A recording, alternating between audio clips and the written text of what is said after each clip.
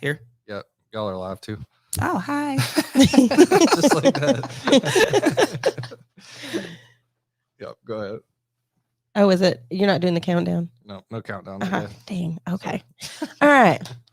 Hey, guys, and welcome back to Unapologetically Me. I am your host, Brandi, and today I have the Spread the Positives producers, amazing girlfriend with me here. Her name is Kristin. Also just met her today. You know, this is now my thing. People I meet on the first day, they now become my guest. So yes. We have a good episode for you. We've kind of already been talking ahead of time, so we're definitely going to be repeating some of the stuff, some of the conversation. But I'm going to let Kristin tell us a little bit about yourself and what you're up to now, and then we'll get into more of the topic. Okay. So my name's Kristin. People know me as Coach KJ. I currently am the high school head coach, middle school co-head coach, and the high school assistant coach of volleyball, basketball, and track at Webb School in Bell Buckle. And I also am a coach at Mid-10 Volleyball Club out of Hooptown. I do a lot of stuff there, but my team is I coach a 15 Raiders team. So I'm really excited about club season coming up. I've been coaching off and on for at least 15 years. Okay. I kind of went a different route as far as everybody goes. I started coaching when I was 22. So I was still in college, and I was at a public school. It was volleyball. We had, I think when I got there, they were like 2-14 or something. I'd say they were 3 years. By the time I left, they were third in district. Nice. And then I left, moved to Florida. Again, took the corporate route, was still involved in sports and was at the YMCA and over that program for a while for volleyball and things like that.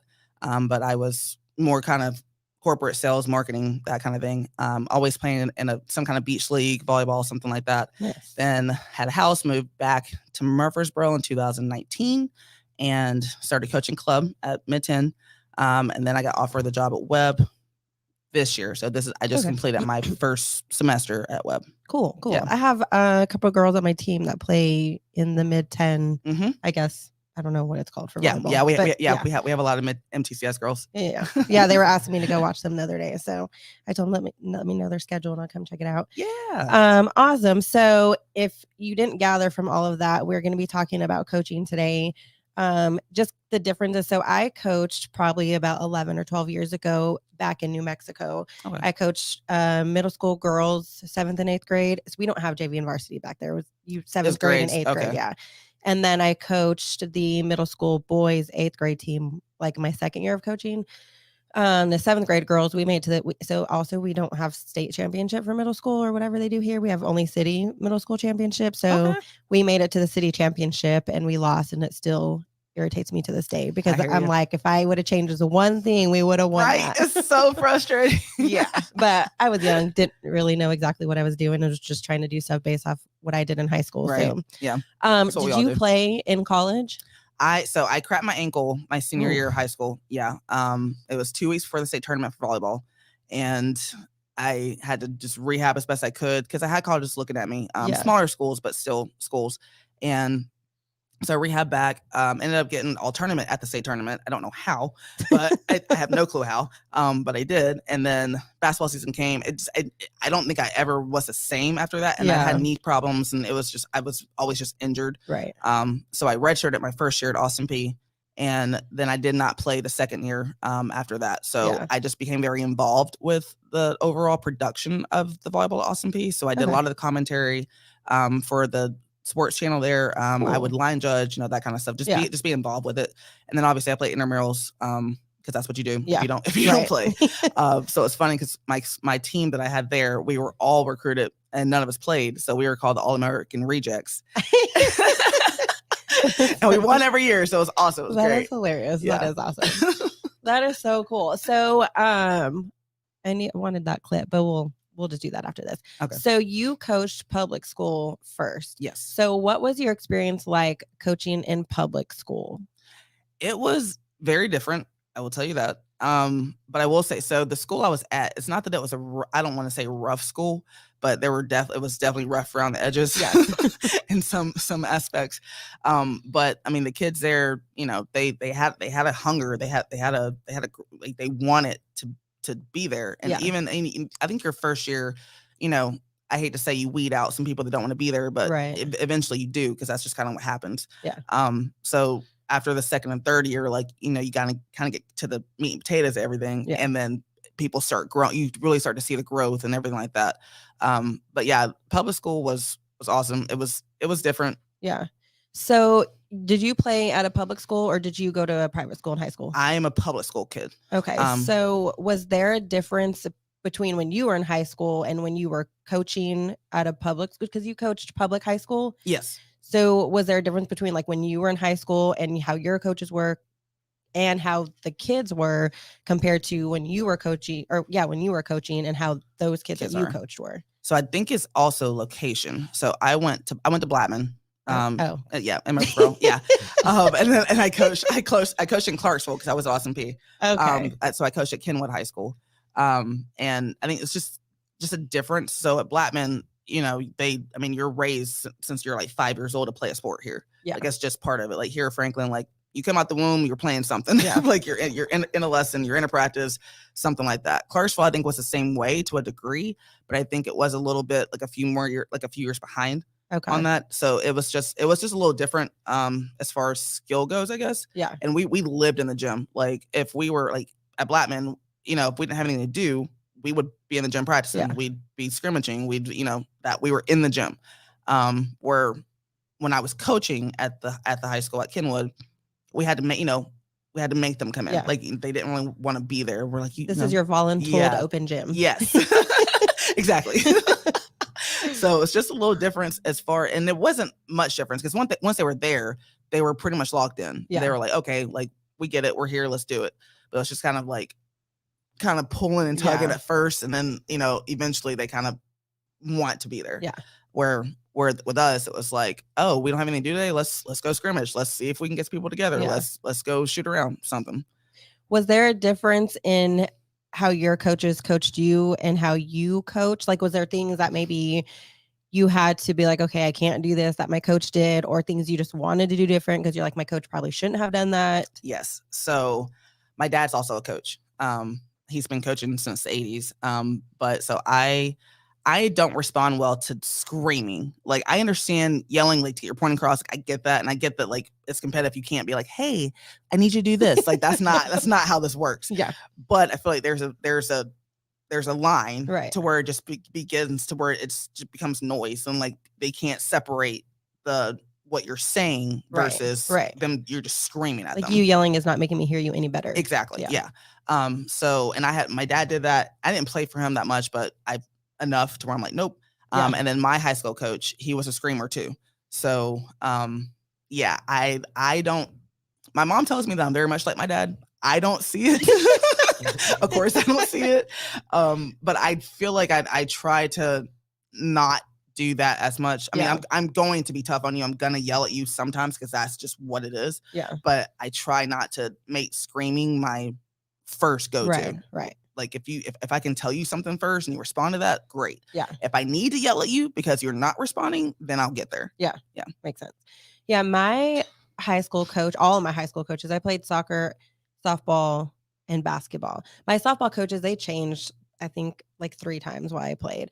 And they were all like pretty chill. Mm-hmm. My basketball coach and my softball coach were like hardcore, like cussing and screaming at you, and not necessarily in your face, but just that's just what they did. Yeah, that's what it was back then. Yeah, if you're not doing what you're supposed to do, I'm yelling at you, I'm screaming at you, I'm cussing in your direction. Yes. Like, I'm not cussing at you, but like, you hear it, like, you know what's directed. Yeah, throwing stuff, kicking buckets, throwing the clipboard. But yeah, Bobby Knight was a real thing, y'all. Like, we're familiar with that type of coaching style. Yeah, literally. Like, so when I coached high school softball last year, I was a strength and conditioning coach for the high school team.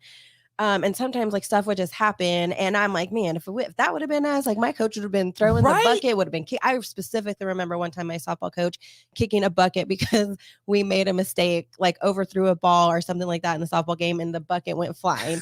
And I'm just like, really? Like now I'm like, that was probably not okay. That's a little excessive. So, and I have a friend that coached high school basketball from like 19 to, I don't know, maybe 15 years. She coached with our old high school coach. Mm-hmm. And so she would just tell me of like how he's changed in his coaching. Yeah. Like, you know, she was like, the girls get away with a lot more. Like if we had an attitude, any kind of eye roll, anything, you're running or you're kicked out of practice. Yes. Like we literally would run. Sometimes there was 2 girls.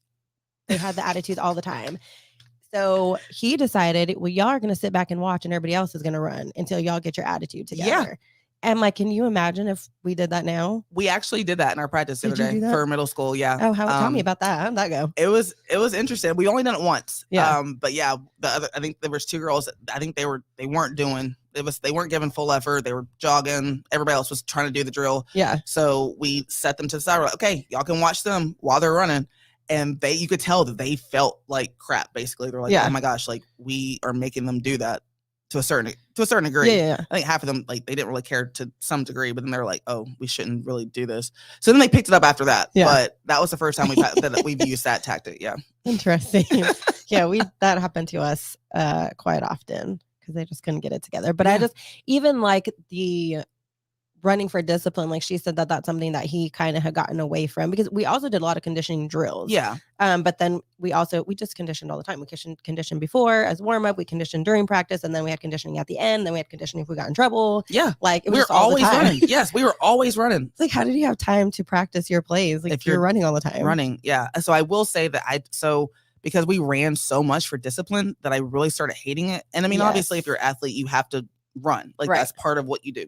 You're going to have to do it. Yeah. But I really started to hate it because it was always such a discipline thing. Right. So now I try not, like, when I first started coaching, I will say that let me take that back. When I was at Kenwood, I was very, like, everything you did, I'm like, we're running. Yeah. Now, I think because I'm a little bit older, been through some things, life experience kind of softens you a little bit.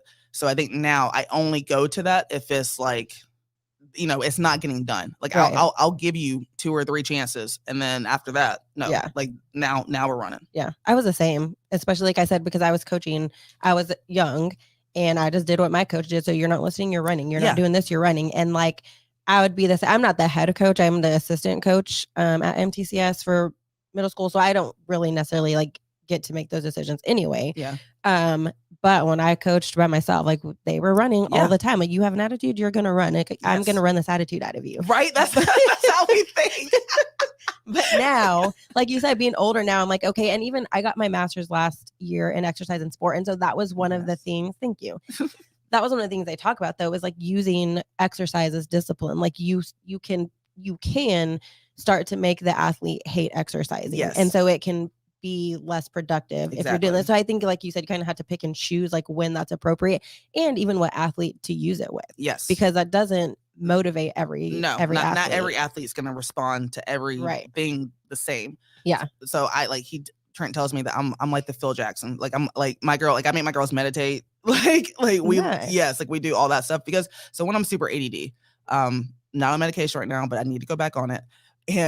But as an athlete, I was so up in my head all the time that I couldn't produce. Like I specifically remember one time we were playing Riverdale, and it was a 1-point game, and I got fouled with like 8 seconds left. I'm on the free throw line, and all I'm thinking about is like what I'm gonna wear tomorrow.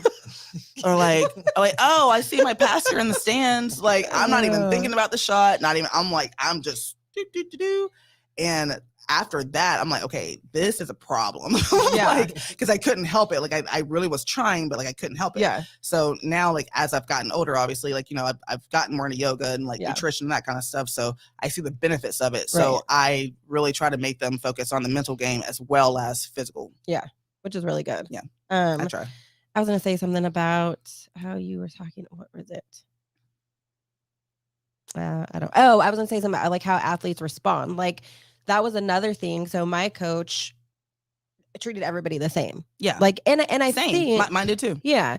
And I think for my team, it worked because we all responded. Yes. Like, and I don't know if it was just our age group. I don't know if it was just our team, because that obviously changed. I think back then we felt we didn't have a choice, so we just responded. Yeah, because like you couldn't say that doesn't work with me. Yeah, and you couldn't start crying because then you're getting kicked out of practice. Exactly. So. But now it's like, that's something else I've learned is like you can't treat every athlete the same. Like I know that there's girls on my team that I can get on their case and they're going to respond. I know there's girls on the team that like you say something nicely to them about what they did wrong and they burst out in tears. Yes. And I'm just like I don't like what is just happening right now. Yeah. I make my girls write paragraphs before the season starts. So like the first practice, I'm like, okay, I need everybody to go home, write at least one paragraph on how I can make you better. Yeah. I like that. Or like how do you respond to coaching? Like, are you more motivated by yelling? Because some girls like yell at me. Like I need you to yell at me. And some girls are like, if you just tell me what's wrong, like I'll fix it, like right then and there. So I'd like to know who's kind of what, because I mean, you don't know these kids coming in. So I try to have everybody just kind of tell me like, what do you respond best to? Yeah. From a coaching standpoint. And it's not always going to work. Like if you're someone who doesn't respond to yelling, guess what? I'm going to yell at you sometimes because it's going to be required at times. Right. But if I know ahead of time that like, hey, you might actually shut down if I go too far. Yeah. And I might, so that at least I'm aware that, hey, bring it back a little, reel it in a little bit. And just kind of talk to them that way. And then some other girls, I'm like, I will lean into and like light up because they can take that. And they're going to respond. And I think too, like letting them know ahead of time, like just because I'm yelling at you, I'm not yelling at you and I'm not mad at you. Yes. I'm upset with the situation, or I'm upset that like I've said this 20,000 times and you're still doing the opposite of what I said. Yes, exactly. So don't take it personal. No. Like, you know what I mean? That's has nothing to do with you as an individual. And that's what I really love about the head coach is he constantly says that. He's like, I'm not calling you a bad person. I'm not putting you down. Yeah. He was like, don't take my behavior personal that's like I'm attacking you as an individual, because it has nothing to do with you as an individual. Exactly. The girl that I coach with for middle school basketball, so Tia Stovall, she's really good about that too. So we're both co-head coach, but I would say she's definitely more the head coach than I am. I'm more the assistant. Yeah. But she's very good about telling them. She's like, she will tell the girls, she's like, hey, listen to my words. Don't listen to my tone. Yeah. Like my tone is because I'm frustrated with this, like you said, the situation. Or I'm frustrated at this.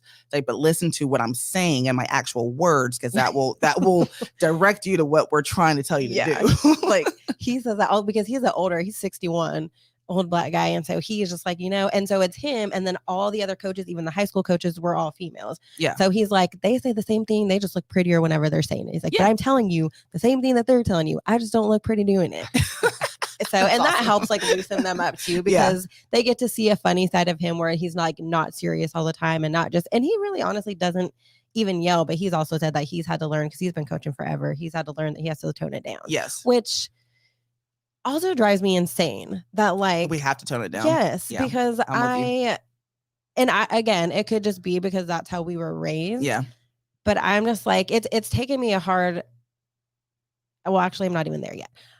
So I haven't coached in like 11 years. So, and the school that I coached at was the hood school of we had 4 middle schools. Yeah. So I coached at the hood school. Yeah. So like those kids, like you had to be hard on them anyway, because that's how they respond. Yes. So then going from a hood public school to like a private school, a private Christian school, 11 years later. Yeah. It's just, I'm like, my mentality is just not there. It's so different. It's so different. Like, and I'm realizing as I'm getting in there, especially now, again, being at a private school also, I'm like, oh, okay. Like it's not that I can't say certain things. I just have to, I think it's responsible of me to be aware of certain things that I say or how I say certain things. But at the same time, it is very frustrating because I'm like, why can't like athletes?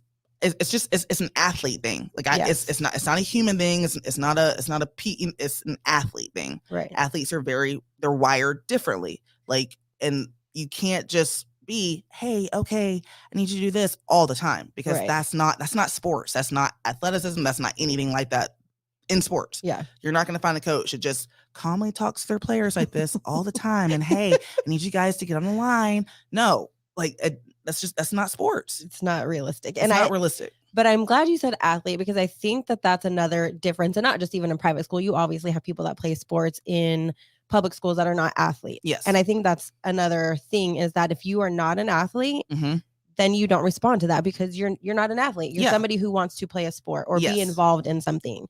And so maybe being in a sport or maybe that sport is not for you. Yes. And we're having to have that conversation too, where we're like, I'm glad everybody wants to be here, but if you know what I mean, like if you're crying every time someone's saying something to you, maybe this isn't for you. If you're breaking down every time someone corrects you, again, trying to make you better, maybe this isn't for you. Yes. But an athlete, again, if you're a true athlete, you will respond differently to that because you want to get better. Yes. You want to get better. You want to win. Yeah. You're not just playing on the team for fun. No, you want to compete. You don't want to get your butt beat every game out there. Like you want to win. Like I mean, I know it's not all about wins, but you don't compete to lose every time. Nobody also wants to lose. No, like, you don't want to lose. Yes, you don't want to lose every time.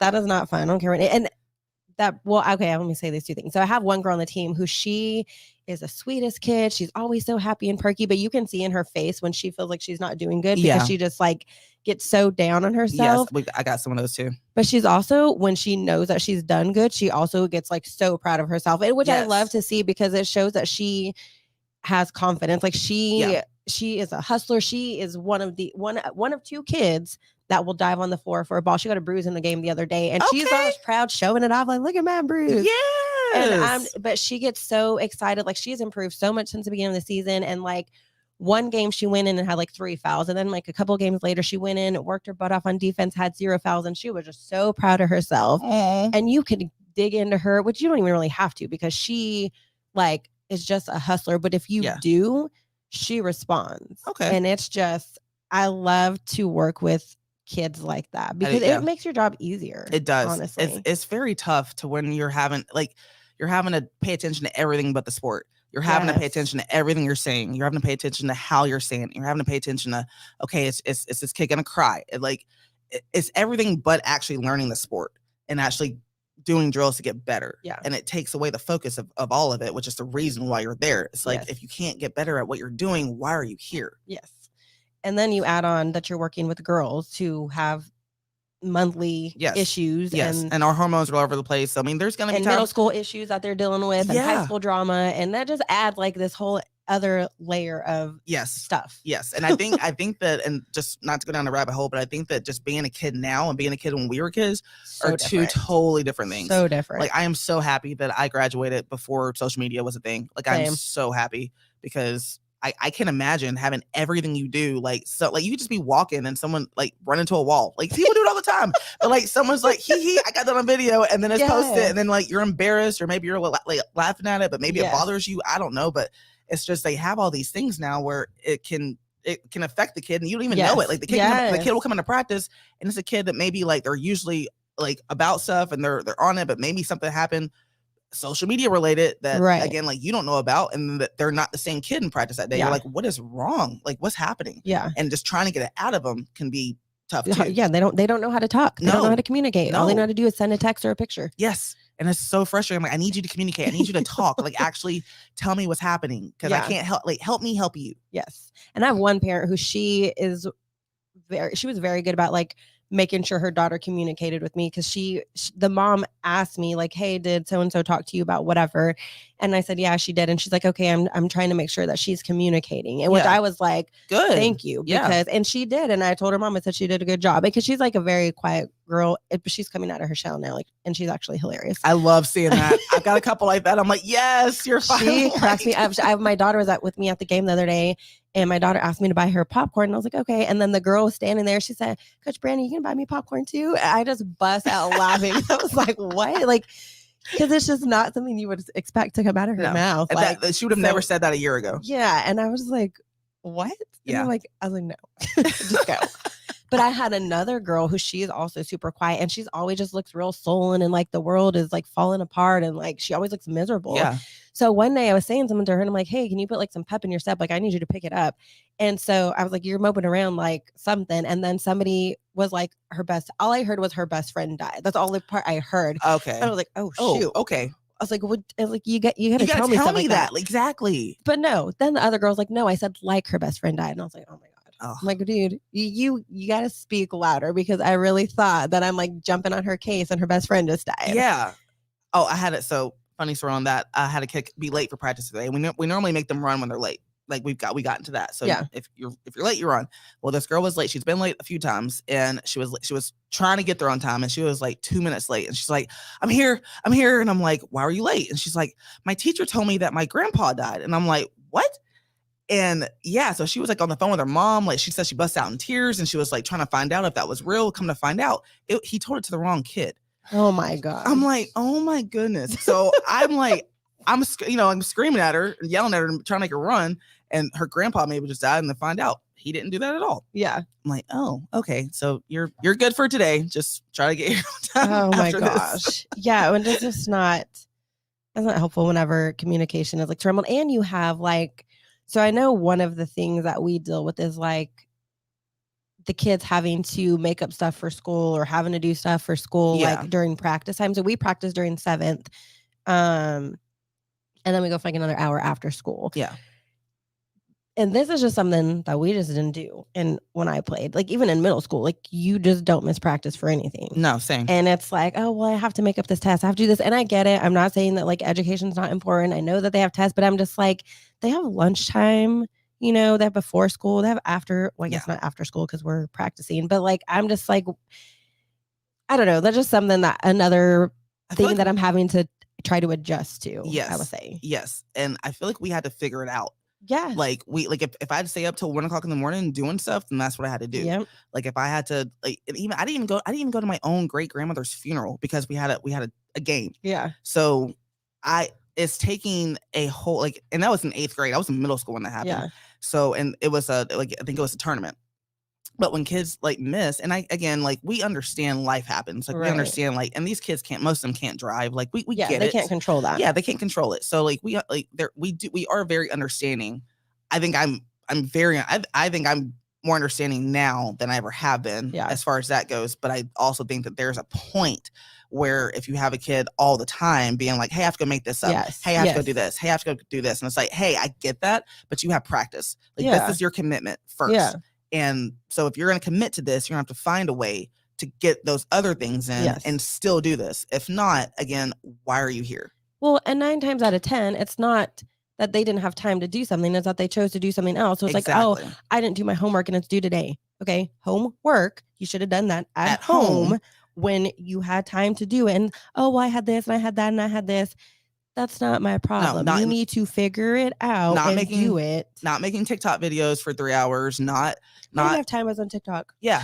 I'm like these kids will stay up all night on games and TikToks and stuff like that. I'm like, you could have been doing your homework, like not missing lunch or not missing practice because you're at home doing whatever you want to do. Like, and they got the assignment 2 weeks ago. Yes. Yes. I'm like, and you're going to come with an excuse. I'm like, I feel like now it is a lot of excuses for things. And I feel like back in our day, we could not give an excuse. Like if we gave an excuse, the excuse could be great. The excuse, my grandpa died, something. Yeah. It was still expected that we showed up. I'm gonna need you to go to that funeral and I'm gonna come back the same day. Yes. Like that actually happened. Like you'd have to go to the funeral, leave the funeral early, go back to practice or go back to a game. And these kids now are like, I'm out for a week because my grandpa died last week. What? My grandpa that lives in another country that I don't know, I've never even met in my life. Yeah. And I'm like, why are you out for 2 weeks? Because and so, I mean, I try to be empathetic to it because, everybody has a different ways of handling things. Yeah. And so I try to be empathetic with it. But at the same time, I'm like, it's very hard to wrap your head around. It's very hard just from where we came from. Yeah. Where it's like, our parents are running around the state trying to get us everywhere. Yes. And you can't come to practice because something happened 2 weeks ago. Yeah. Like it doesn't make sense to me. I don't remember it. We never went on vacation during basketball season because Christmas break, we had practice, we had tournaments. Same. Thanksgiving break, we had practice. Like I didn't have a Thanksgiving or Christmas until I got out of college, until I stopped playing sports. Yeah. Like competitive, Same. Like competitively. Because like you said, you have a Christmas tournament. Sometimes you have 2 Christmas tournaments in the same break. Sometimes and then you always have a Thanksgiving tournament. Yep. Sometimes you have a New Year's tournament. Like you play and you practice over these breaks where everybody else gets a break. Summertime. Yeah. You don't have a summer. Nope.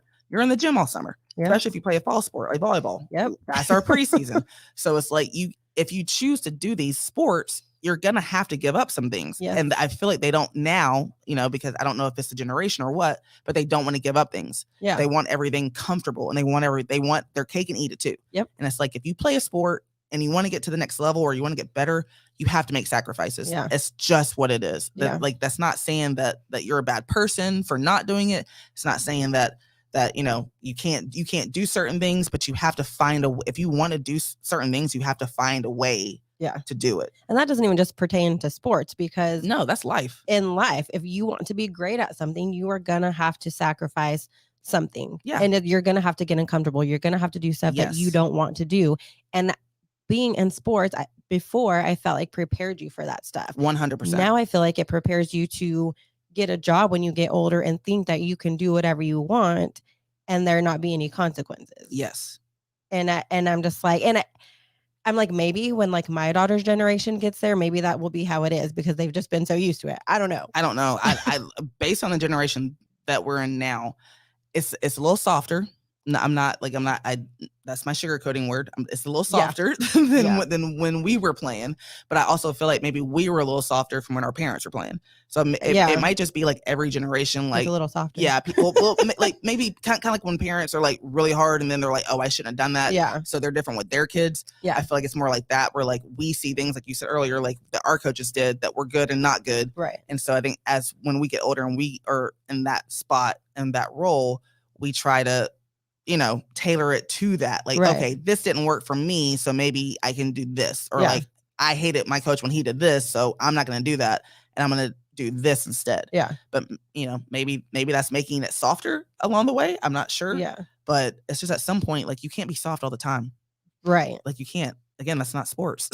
Yeah, like, it's just not. It's not life. It's not life. It's not sports. And I'm so my daughter, she's very sensitive, and like I do the whole like gentle talking, like, because she will just melt if you like say something wrong to her. But she's in competitive cheer, and those coaches, I know they rip into those kids, and she responds to them like perfectly fine. And so I'm just, obviously it's probably different because I'm her mom and like she doesn't want her feelings hurt by me, but her coaches, like, she responds just fine to them. That's good. But I'm glad that she has that, because I want her to understand like that this is how life works. Yes. There's people that are going to correct you and get onto you and give you constructive criticism, and you need to understand and know how to receive that and to fix whatever it is they're telling you. Exactly. If you go into any field you go into, I don't care if you go into IT, doctor, lawyer, business, sales, whatever, you're gonna have some kind of mentor, which is gonna be your coach. You're gonna have somebody, your boss is gonna, be like, hey, you're gonna have to show up on time. You're gonna have to like communicate. You're gonna have to get your work done and not have excuses as to why it's not done. Same thing. You're gonna have to have excuses as to why you're not at practice. Yep. Like, it's the exact same thing. So like you said, I think sports prepares you for life because, again, you have to sacrifice stuff. You have to learn how to be on time, take care of yourself, find ways to do things you want to do. Like, all of that. All of that's life. Right. I want to play this clip from you know who Tim Grover is? No. He was the trainer for Michael Jordan and Kobe Bryant. Ooh. But I want to. He was surprised on. I don't know him. Like, why don't I know him? I really thought you were going to know that one. He is on a podcast with this guy Ed Milet, who has his own business. So I want to play this clip, and then I want to get your thoughts on like what he says. Okay.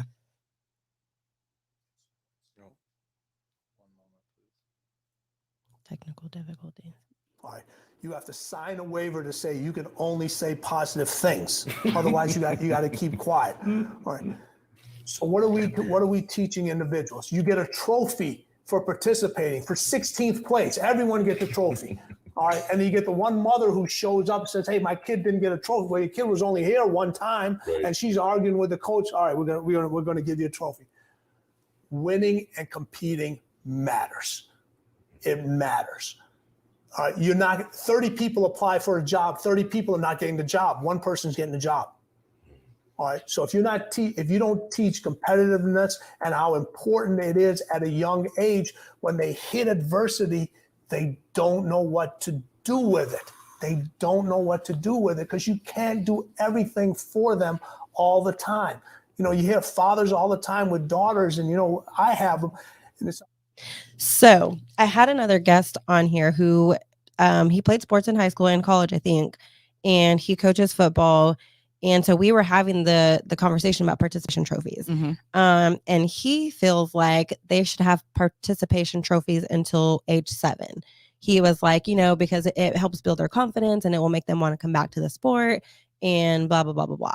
And so we went back and forth on the conversation, and I was like, yeah, no, I still don't agree. Like, I am 0% for participation trophies, because I'm like, even when you get a job, like, you know, because people can make the argument, okay, well, when you get a job, if you show up to work, you get paid. Yeah. Which is true. 100% true.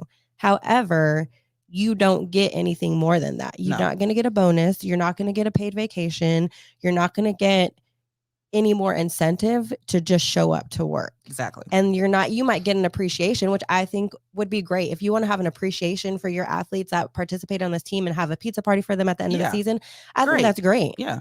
Give them a certificate of appreciation. I appreciate you being on my team and letting me coach you, but I'm not giving you a medal or a trophy or a ring because you showed up. No. Like, and that's how it works even at a job. Like, you don't get, they have an employee appreciation months and weeks and whatever, but you do not get a notice of your hard work if all you do is show up to work. Exactly. So I'll go two sides on that. So real quick. So I think that's one reason why I went into sales, because it was still kind of an athlete's mind, because you had to be competitive. You had to be competitive. Yeah. You had, like, you show up, but depending on how your pay structure was, you know, a draw or you only commission only or whatever it is, you have to perform. It's performance based. So if you show up to work, you don't make, like, you're not making anything. Like, that's, you're not paying your rent with that for showing up to work. Well, and in a lot of sales jobs, they have like awards for the top earners, right? Yeah. Like, they have like you get rewarded, and but it's performance based. It's like it's sports. Yeah, so it's not everybody that shows up to their sales job gets the reward. No, like you'll have 50 people on your sales team, and 3 of them will get an award because they were the top producers. Yeah. Like, so it incentivizes you to be a top producer because you want what they got, or it kind of deflates you, and you're like, okay, I just want to show up. Maybe this job isn't for me. Yeah, maybe this isn't for me. Again, kind of like sports. Yes. But I totally agree with the participation trophy thing. I don't like them. I think that it sets them up for a sense of, not entitlement, that might be the wrong word, but just a sense of, that's the right word. Is it? That's the word I use. Yeah. So, but it does, like, where they, you know, they'll be 15 years old and they're like, well, I didn't get a trophy. Okay. Like, you weren't the top person. Like, you didn't have the most kills, or you didn't have the most points, or you know, you didn't have the best cert. Like, you weren't a top producer. And it's not saying that you weren't a contributing factor to the team. We just need these girls pushed. These girls like went to a different level, and that's what we're trying to get to. Yeah. So they get rewarded because they put the time and the effort, and they did what they were supposed to do. Yeah. Where if you show up to practice every day, again, we appreciate you and we're happy about that, and you are a contributing factor to the team. We're not saying that you're not, but the point of all of this is to get to the next level, or to win a state championship, or to win a county championship, whatever it is. Yeah. And if you're not doing that, then you kind of just got to look in the mirror and be, again, why am I here? Right. It's you. If you don't want to go to that level, that's fine, but you can't expect to get the same reward that those people did. Right. That did that. Yeah.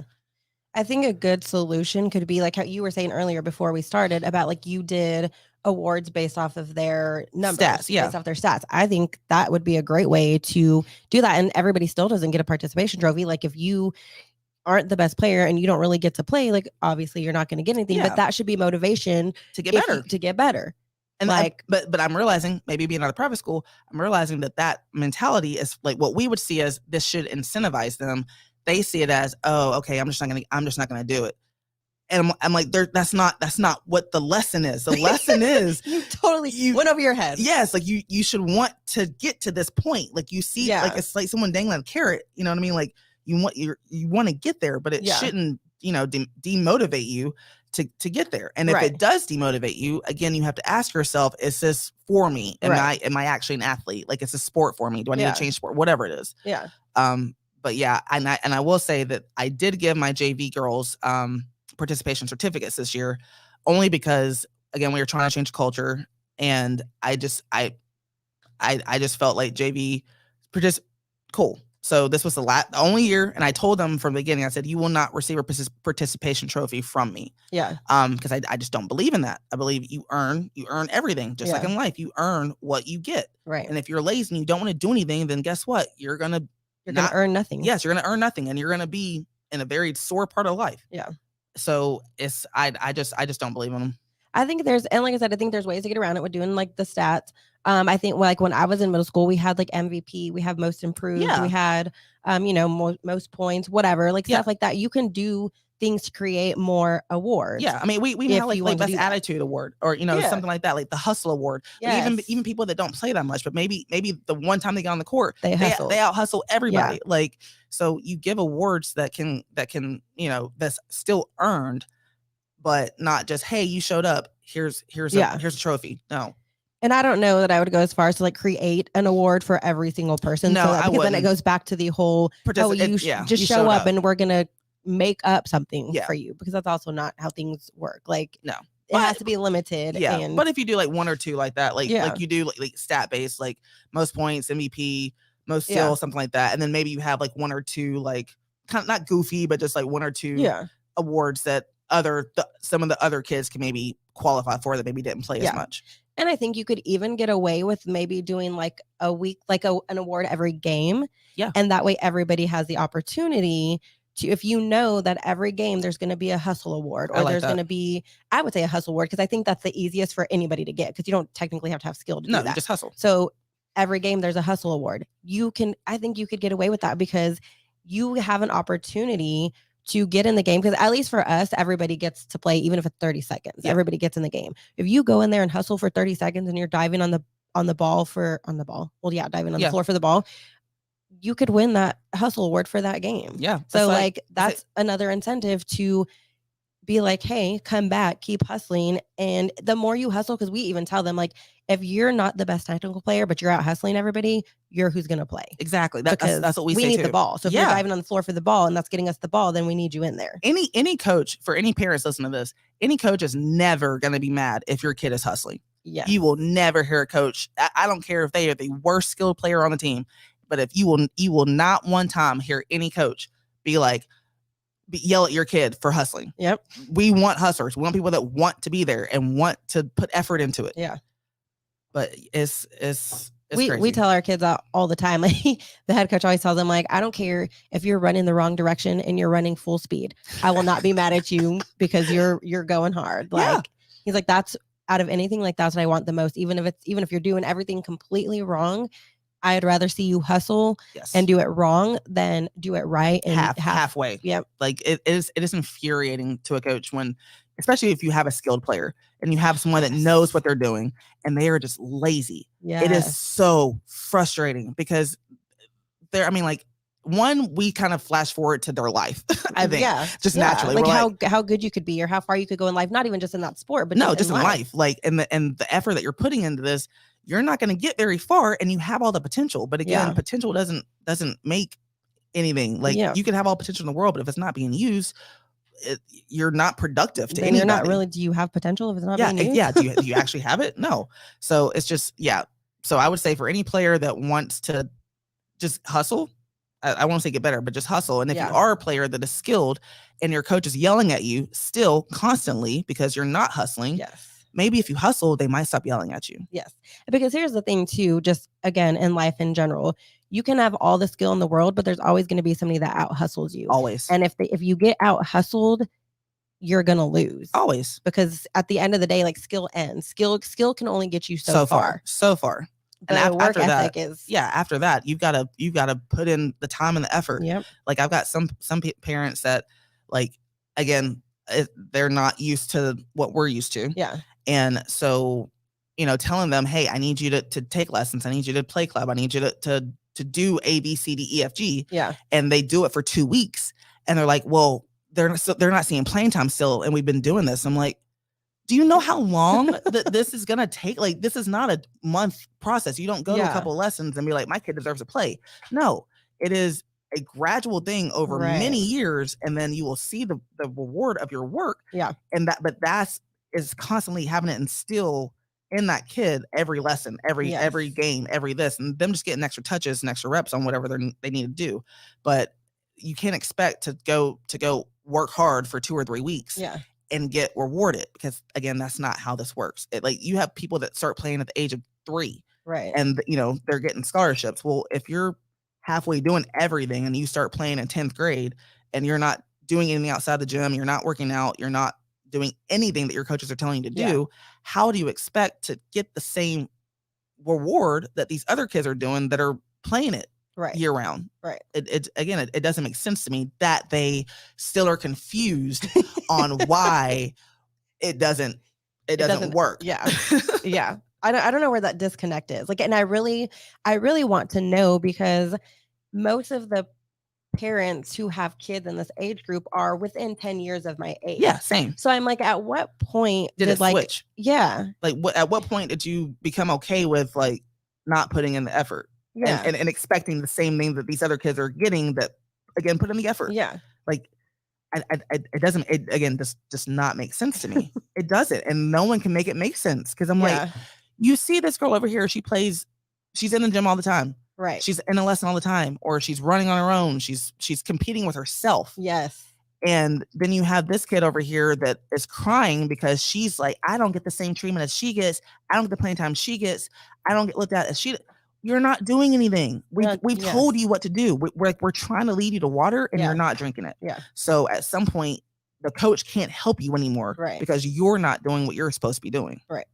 I think that's the biggest thing that you said, is they're not competing with themselves. Like, they want to make it about everybody else. Yeah. But at the end of the day, it should be about you wanting to be better. Yes. Like, you wanting to improve stuff, you wanting to be the best you that you can be. Yeah. And make that your driving force. Like, don't worry about what everybody else is doing, because you're never looking at other people to compete with them. Can be helpful, but it can also be demotivating too, because you don't see the same progress. No. Because if they already are a skilled player and you're not, and you're both in the gym every single day, you still might not be where they are. No, but you're still getting better, and that's what matters. Exactly, because they may have started 5 years ahead of you. Right. They may have played, in AAU leagues or club or whatever before you. Like, and you maybe have never done that, so you can't expect to grow at the same rate and the same speed. Right. You just have to focus on the fact that you're getting better. Yes. Like, I love seeing girls in the gym and they're by themselves. Yeah. Like, they're in there running or working out, or they come and ask, hey, can we do a lesson? Or, hey, can we do this? I love that, because it means they want to get better, and they want to improve, versus the girls that don't. Yeah. And then they're mad when they don't get to play. Yeah. I'm like, what I can't spell this out any clearer for you. And I can't do it for you. Yeah, this is what I need you to do, and you're not doing it. Yeah. So I can't reward you for it. And you can see the difference in those. Like, I have some girls that don't necessarily come to the gym, but they do it at home. And one of the girls, she has improved. I think one of the girls I already talked about, she has improved since day one. Like, she works on her ball handling at home. That's awesome. Like, she comes into the gym and she's so excited. And I said, every time that she improves in something, like, she used to not be able to cross over between her legs. And now she can. Yes. And she's like, look, coach, look what I can do. So you just see, like, she is somebody that wants to get better. Yeah. Like, and she's not the most technical skilled player. Like, she has to put in a lot of work, but she's willing to do it. And I will take 5 of those kids over 5 skilled players that want to just be lazy all the time, and like all day. They think their skill is just good enough, and that's just going to get them through life. Exactly. And then the game that they play against this team that they think they're going to beat, they're going to get drilled. Yes. And that's the thing. You like, there's always going to be somebody better. Always. You just have to get that through your head. But I could go on about this forever. Same. So we might need to do a part 2 on this. Seriously. But thank you so much for being here. So do you teach at Web 2, or are you just coaching there? No, I'm just coaching this year. So again, I'm year round. So I do fall volleyball in the fall, basketball in the winter, and then track in the spring. Got you. Okay. Yeah. Cool. Awesome. Well, thank you so much for being here. Thanks we for definitely having will me. have a part 2 at some point. So yes. I appreciate it so much. And anyone who's in the area, January 3rd, we actually play each other. Yeah, we do. We play each other.